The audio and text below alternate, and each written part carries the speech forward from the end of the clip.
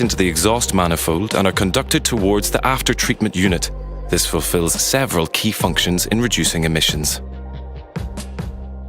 The first step in processing the gases takes place in the catalytic converter, which oxidizes the gases and converts them into carbon dioxide and water molecules.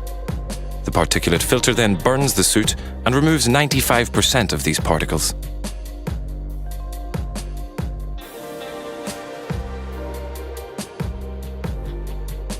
During this phase, the carbon atoms are converted by the nitrogen oxides.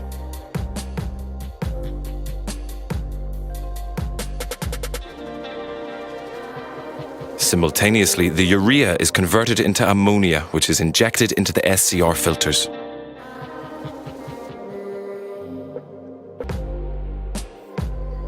This enables the nitrogen oxides to be converted into dinitrogen and water.